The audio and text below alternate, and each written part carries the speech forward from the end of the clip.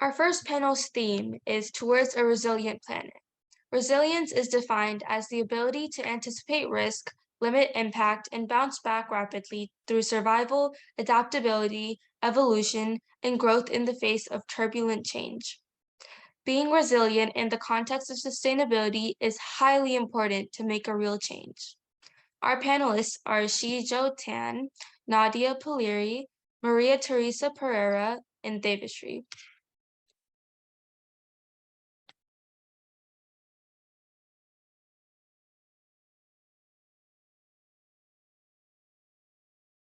Shi-Zhou Tan is a Singaporean passionate about sustainability technology and development. Having been involved in sustainability projects since 2016, he currently serves in numerous local, regional, and global climate-focused organizations. He is also passionate about research, having done projects on water technology and sustainability energy. Currently, Shi-Zhou is studying at Nanyang Technological University.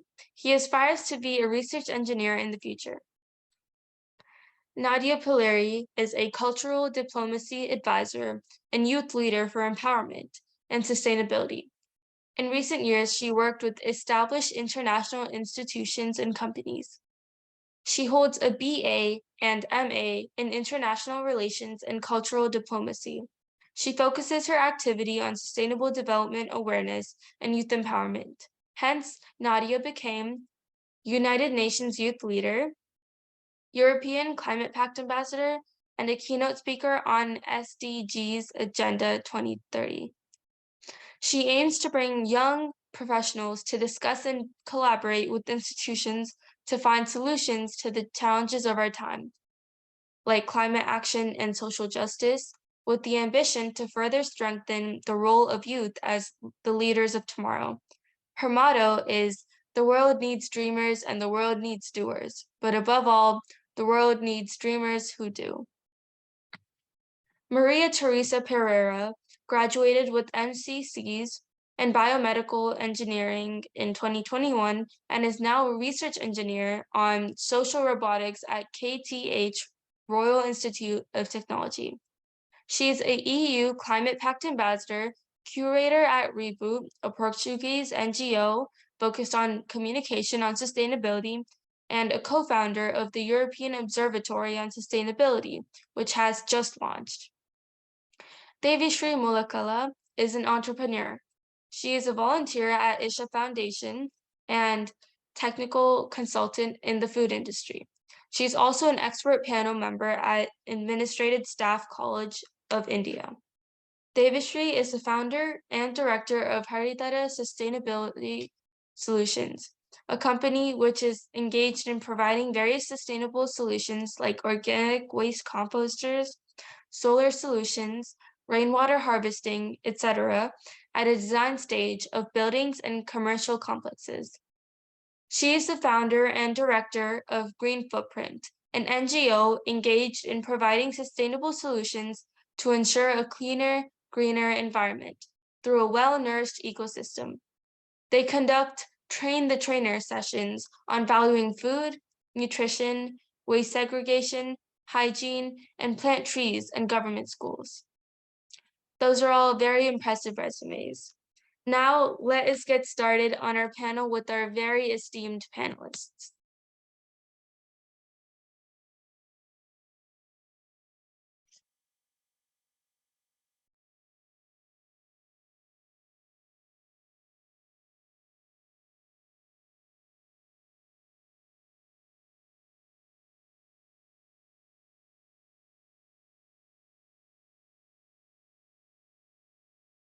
Welcome, everyone. So to get started, I would like to ask Shi-Zhou and Maria, how do you define a resilient planet? Shi-Zhou, why don't you start? Hi. Yep, thanks for the question. So I'll keep my answer pretty short. To me, a resilient planet means that we consume more responsibly.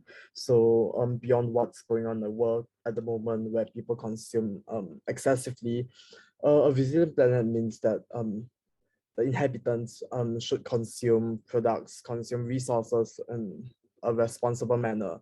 And also there should be a circularity in terms of resource usage and recycling, as well as coexistence and respect for all inhabitants, as well as prioritization of science-based decisions. So we should really be making decisions based on proven science-based research. So I think that to me is what Resilient Planet means. I totally agree. Maria, do you want to share your thoughts?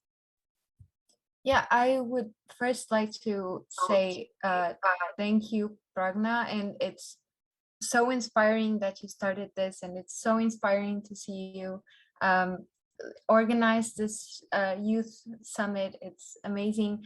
And hi to all of the other panelists, especially to Nadia, which I've known, and she's like foundational member of the EOS or EOS, and she's inspiring as well. So this question is interesting because the planet is resilient. We are not. So if the worst that could happen is humanity disappears, the planet would still continue. But we are not resilient, and especially not with the habits that we are currently carrying. And the worst part is inequality that exists. So if you take a look at the regions where we have the most climate refugees are also the regions where we have developing countries. And so it's not the regions that are polluting the most that are taking the consequences of that, but rather the ones that are not polluting more because they're not developed more. And this is creating and bridging the gap between different societies, different just living conditions and cultures, and that is for sure a problem. So I think Shi-Zhou already like gave a pretty good summary of what we could do, but I really think that we need to ensure, like we heard in the initial speech, that we leave no one behind. That's very inspiring. Thank you so much for sharing that. Okay, Devishree, what is your take on the governments across the globe and how they are reacting at the current crisis, current climate crisis? Hi everyone. It's really nice to see youngsters like you taking initiative like this. I think that's what is most important. And so I'm a volunteer at Isha Foundation, and as part of Conscious Planet, we've seen what's happening around the globe. I don't know if any of you have been following what's been happening. So we have Sadhguru, one yogi from India, who is actually doing a rally all over the globe. And it's quite interesting to see how everyone is actually responding quite positively to something like, Save Soil.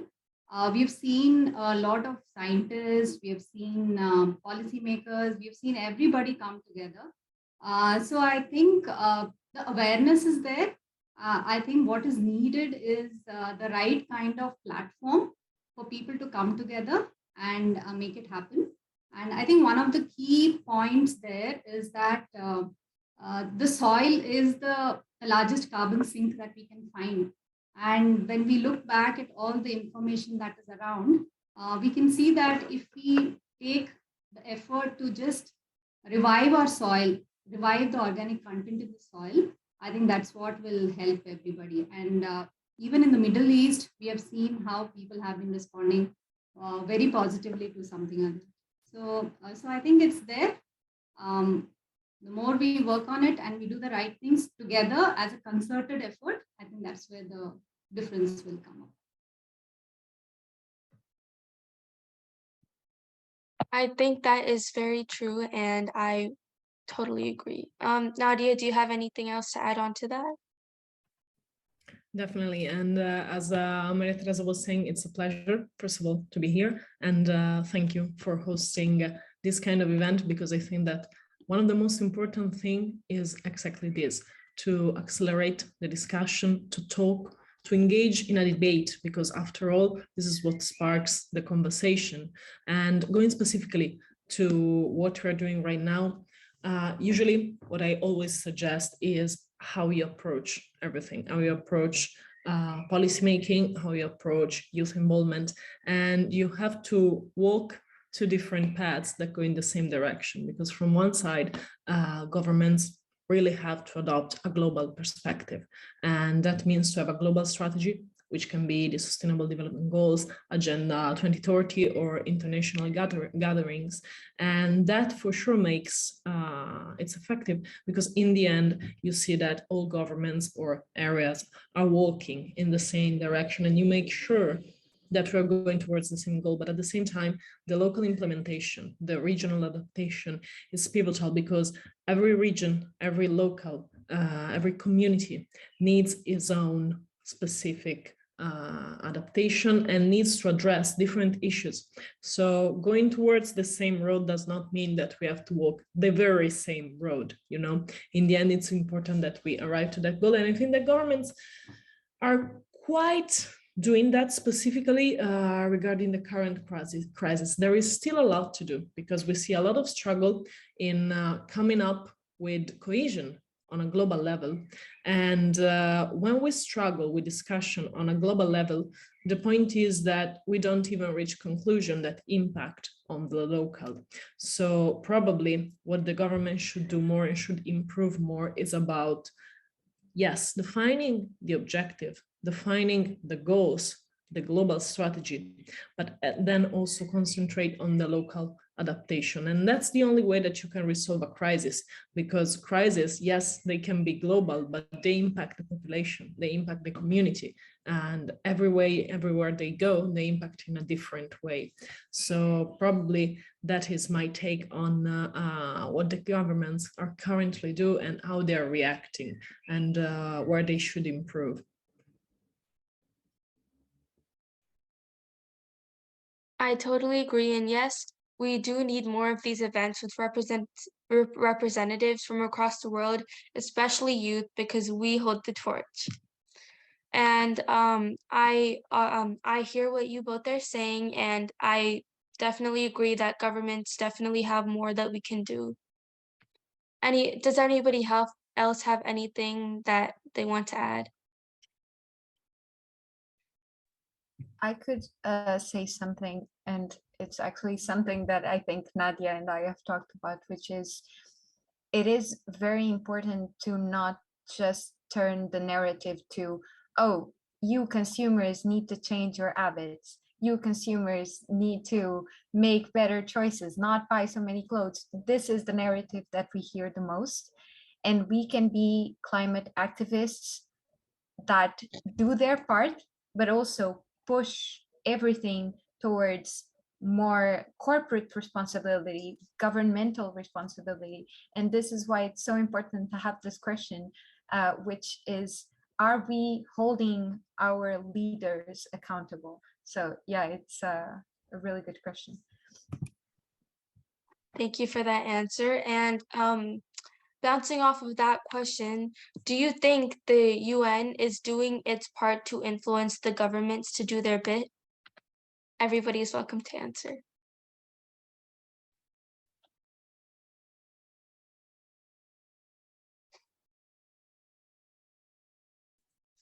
I'll go. So I think there are two aspects to it. One is like I think Maria and Nadia told it. One is at the policy level, right, where governments make policies. So you have UN helping them bring together information and trying to help them put the policy together, maybe, or the direction in which it needs to go. And the other end, you actually have the implementation of the policy. I think what I feel mostly based on what I've seen over the past whatever number of years that I've been working, is that the policy, there is a certain thought process that goes behind the policy, but it is not as practical as it is when it is getting implemented. So usually there is a lot of gap, and that is where I think a lot of effort needs to be put in. to so while UN does its job, everyone is trying to do their job, but that bridging of that implementation to this, a little more flexibility, and in reviving the policy or revising the policy based on how the implementation is happening, and that gap is bridged, I think you can actually see a lot of impact in the world, which is where I think we all struggle with. We don't see the impact. There might be policies, there might be various things at a government level, but you don't really see the impact on the ground. And that is where, people have the mismatch in terms of what's happening. So I think if that is bridged, I think it will really help. I totally agree. And if we try to convince more or revise these policies more, like you mentioned, I think that could make a really big impact and a really big difference. Thank you for sharing that. Maria, do you believe there is enough awareness about the current crisis across the generations? So I think, first of all, we need to define where, because it is very unequal across the globe. I have two friends who are doing sort of a gap year all through Africa, and they tried to go 1 month without plastic, and it was nearly impossible because it's just there is no awareness. I spent a semester studying in Beijing, and there's also no awareness in the population. You see like the garbage cans with recycling and like organic, and then you take a look at it and it all fuses into one.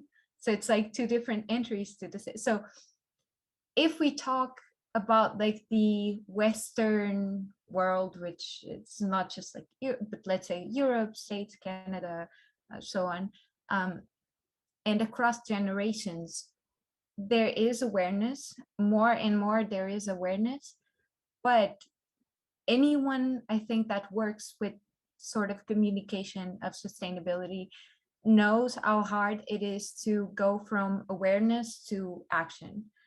So from people being aware of what is happening to actually being sensitized enough to do something about it.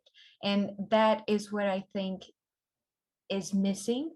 I have hope that the newer generation will not find it so easy to ignore, because we cannot ignore it anymore. But it's still very hard to push for change in a system that's tailored towards complete unsustainability, complete overconsumption. So awareness is there. Now we need action. I think that is the next step in a lot of mindsets, that we need to, instead of just spreading more awareness, we need to do and cause actual action. And that is really what I'm trying to do next. After spreading as much awareness as I can, I really want to make real change. Thank you so much for sharing that. Can I add on to that?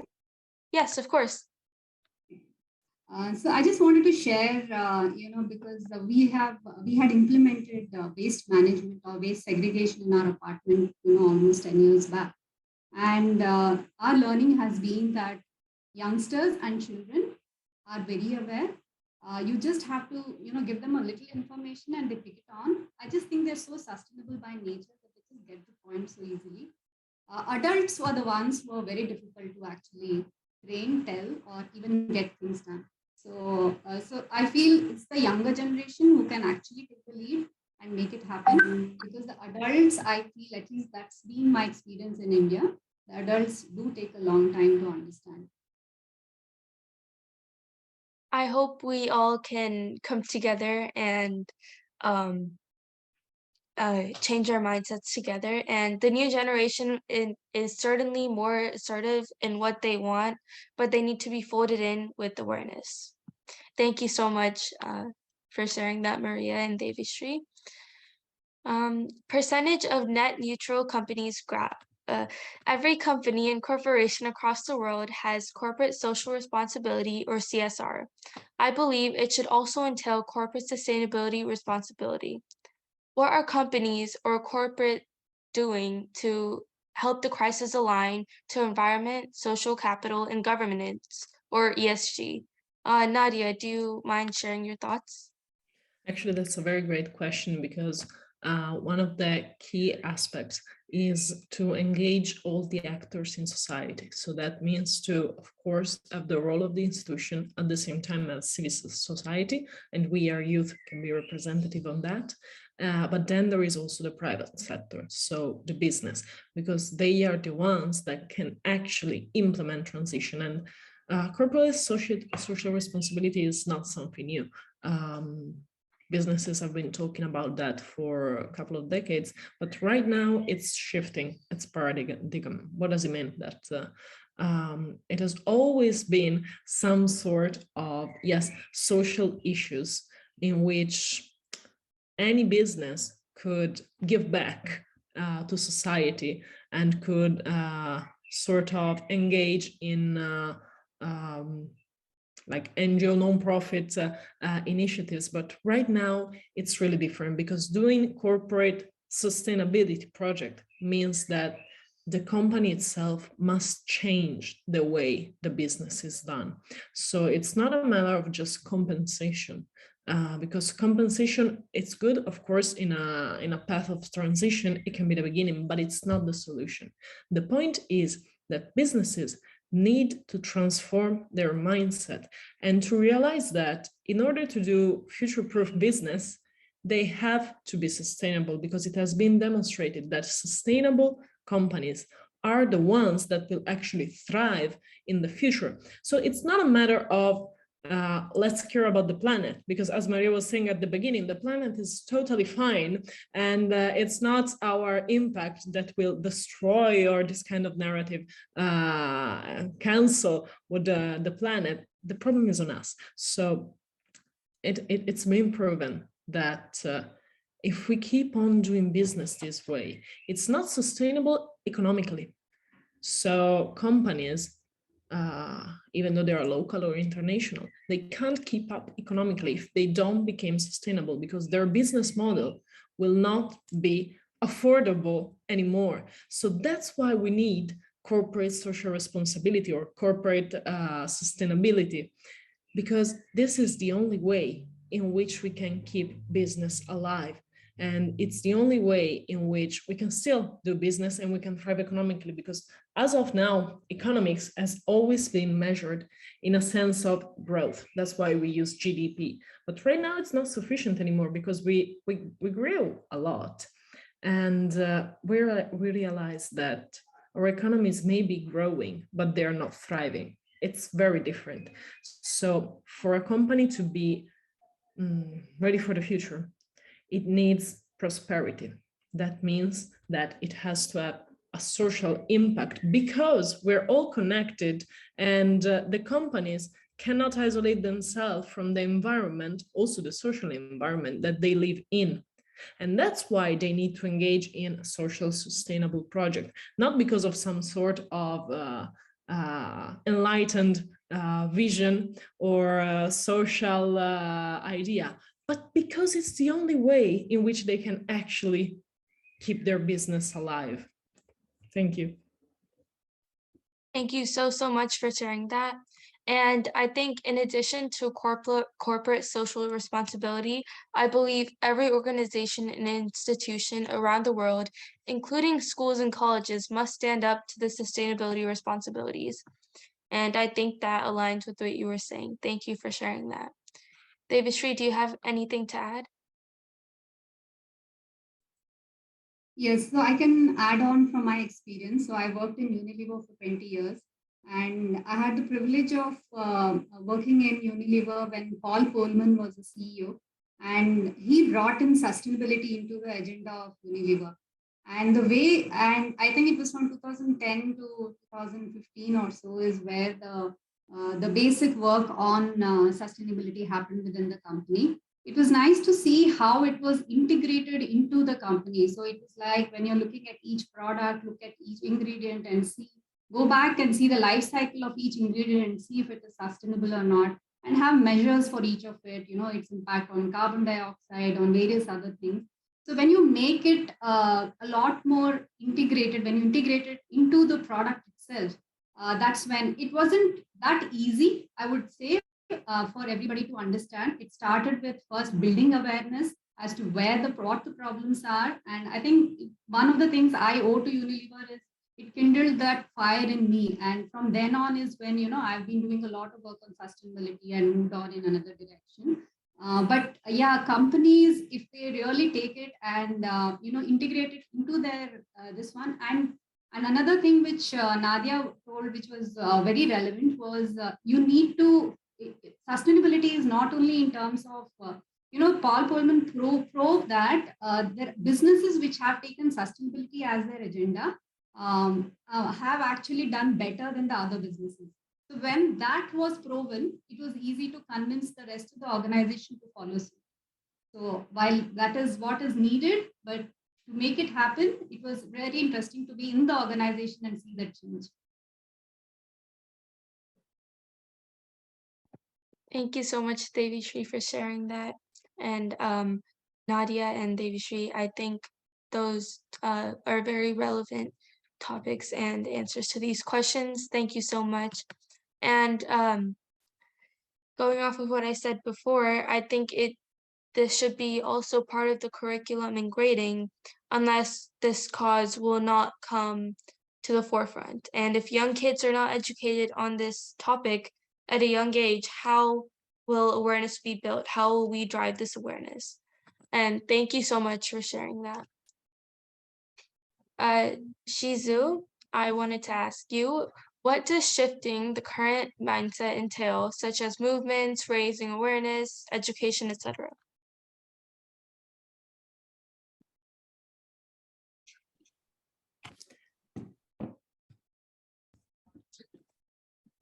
Maria, would you like to? Yes.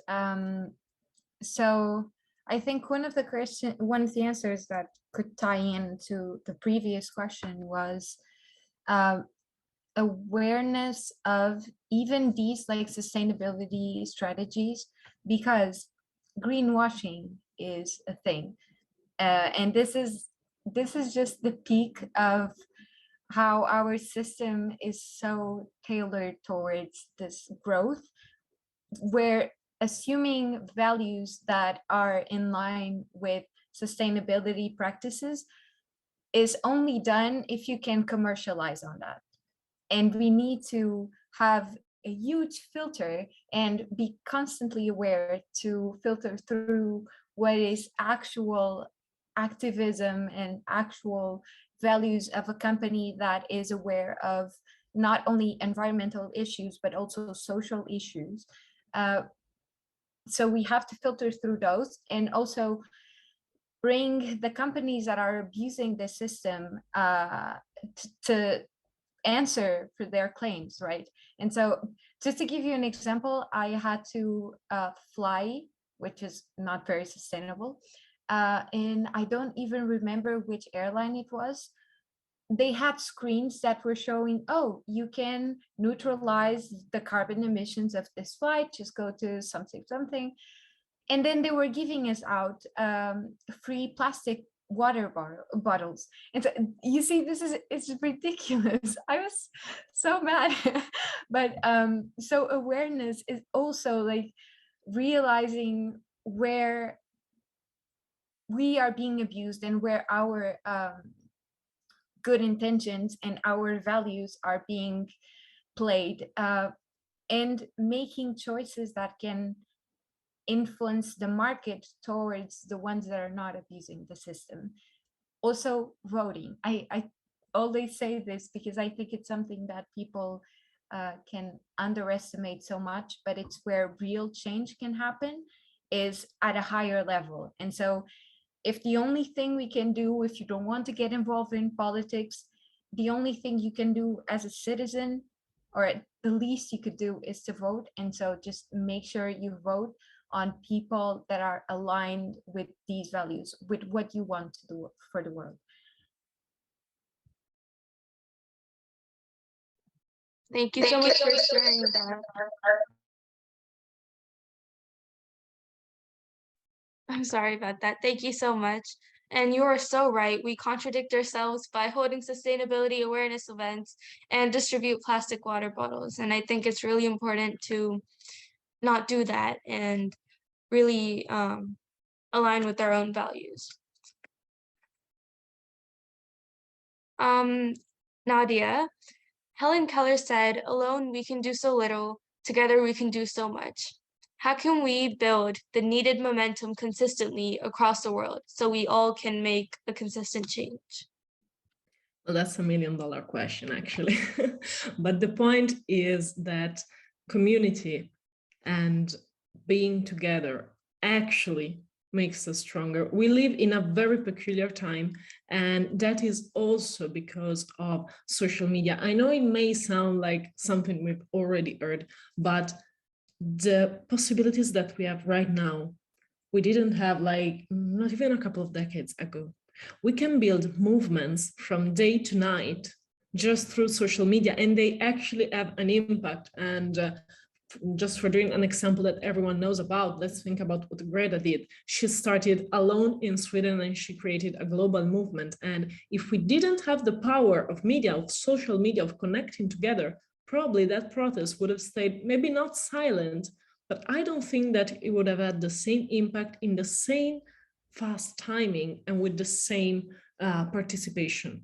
We can really know the stories of activists from one point of the world to the others.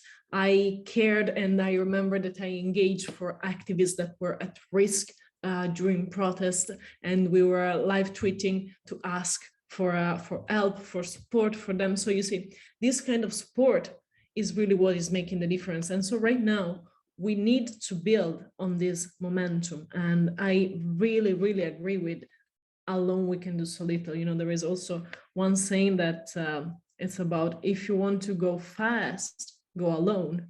If you want to go and create an impact, you have to go together. So we have to be a bit fast because you know that time is running out, of course, but at the same time, we need to be aligned. And I'm grateful that I'm saying this in this youth talk, because us as young people are enthusiastic and we do a lot of things. We create a lot of initiative, we create a lot of association, but this can also backfire us because we're not always aligned. So it's very important to see that and to make sure that we, as I was saying before, are going towards the same target, towards the same goal. And yes, we can have different roads, but let's try to stick together as much as possible. And of course, not to create competition within one another. What we need right now to actually go together are connectors. So connectors and creators of networks, you know, so that they can engage and create meaningful collaboration between all the associations that we have. And only in this way, when we have these connectors, we can create an impact. We can be a wave of the sort, so that as your question was saying, we can consistently make a change across the world. Thank you. We absolutely need to build the momentum, and wow, what a quote. If we want to go fast, go alone. If you want to go far, go together. I've always treasured this proverb, which is the basis of creating EcoTeens, as we can go far only if we go together. Thanks for sharing that powerful perspective, and let's consistently bring the change across the globe. This is a question for everyone. How can we shift from being part of the problem or a part of the solution? Devishree, would you like to start us off?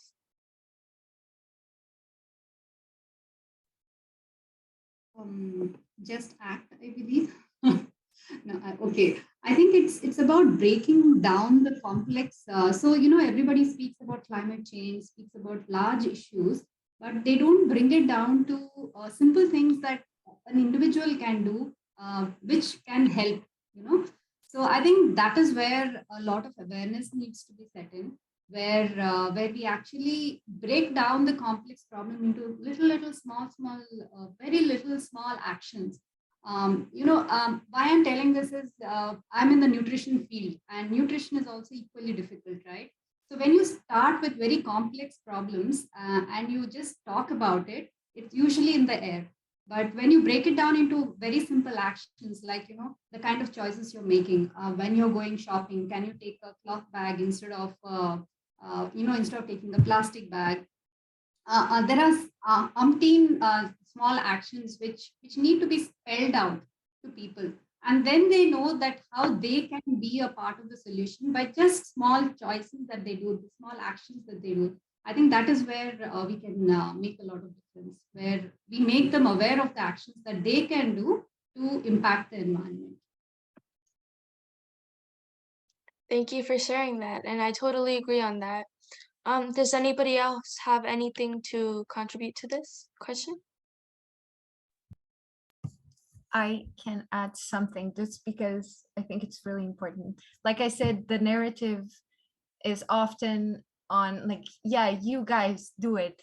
So like the youth, and that can put a weight on our shoulders that is very, very heavy. And also it's especially heavier if you're aware of all of the dimensions of the problem, and that you cannot just tackle one thing at a time.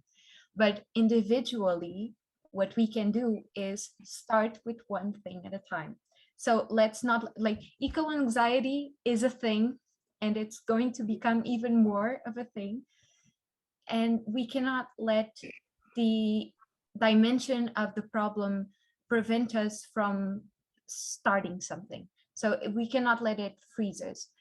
And on this note, I also think it is important to be, because we are the generation, and you guys, Pragna, EcoTeens all across the globe, are the generation that is the most informed, the most aware, but also the most tolerant. And this is so important when we are approaching people that have different views from our view. And so go and communicate with empathy, because not everyone's condition is yours, and we can all go towards the same target with different rhythms.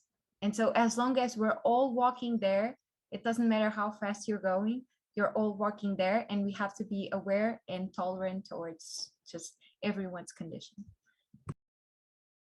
Thank you so much for sharing that. And I think both of your points really make sense. And if, like you said, if we all are trying to get the same goal, if we all work towards it in our own ways, and as long as we get there, it'll still be a good change. Nadia, if you have anything to add on to this. I mean, there is really nothing else to add, because they really said everything, and I can just relate so much. And the importance of really creating the momentum. This word is coming more and more all the time, but it's very, very important. And, we also have to be alert on what could backfire, as me or Maria was saying, because there is a risk in engaging also in doing activism. And that's why we also need to be aware of what our impact is doing, to keep a global perspective. And at the same time, having this global perspective, learning how to adapt it locally. That's the most important thing, because we can align on a global level, but then we see the results locally. That's the only way that this can go. Thank you so much for sharing that. Unless we have the mindset of being part of the solution and not just discussing the different dimensions of the problem, I think we would be able to make a real impact if we all work towards the same goal. Thank you so much, everyone, for sharing that. Almost our last question. Resilience is the ability to anticipate risk, contain the impact, and bounce back rapidly through adaptability. Knowing that we cannot completely reverse the negative effect we had on climate change, how can we work towards the resilience of the planet through collective efforts? Maria, would you like to start us off?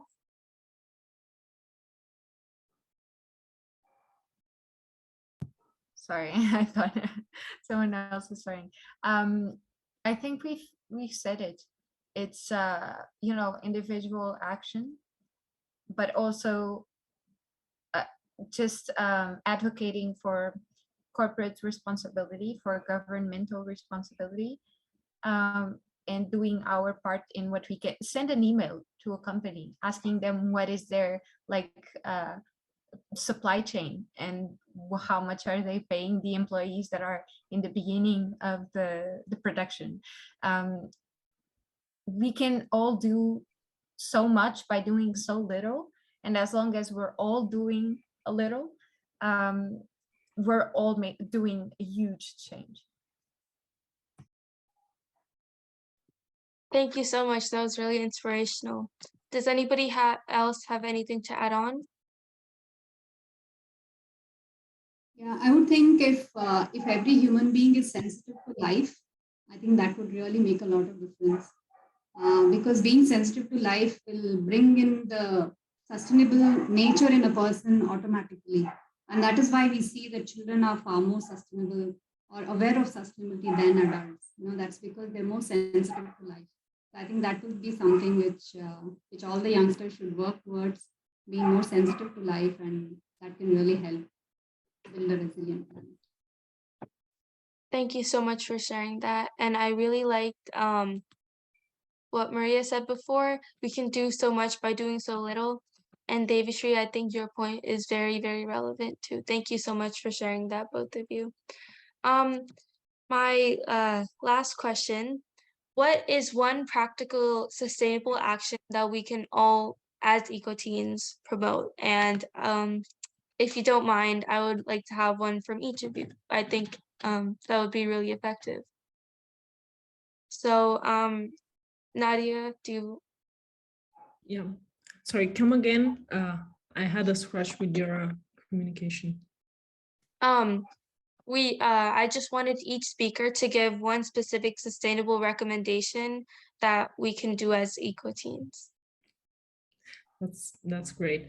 And well, my recommendation is be clear, because the thing that we struggle the most is to communicate what we're doing and to communicate sustainability to a wider public. So not to people that already know about sustainability and this issue. So the more you make your communication clear, the more you can spread it and the more people can be engaged, well, then the more impact we can have. Thank you so much. Devishree, do you have something that you would like to share? Yeah, so make it easy for your generation to understand. Communicate in a way that is easy for your generation to understand and make it happen. Okay, thank you for sharing that as well. Maria, do you have anything to share? I would say make sustainable actions viral, which is not easy, but you know how there was this particular company where doing hauls of clothes from that company became viral on TikTok or whatever. Let's change that. Let's accept actions that may be simple. Like, no one was wearing reusable bottles a few years ago, and now everyone is, because it's stylish. And so let's shift the mindset in what we can do, and we can start just with our peers, with our friend group. But if it's everyone's friend group, then it will be massive soon. So yeah, just do your part.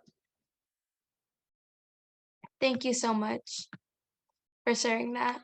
And thank you all very much for your valuable time and passion to participate in this summit organized by a 15-year-old. But then again, it shows that there is an intense desire to pass the torch to the next generation, and that's very reassuring. And I hope we all can have many more such conversations in the future. Thank you so much. That was a very, very insightful panel. Now we will have our second panel, Sustainability, Youth Holds the Key.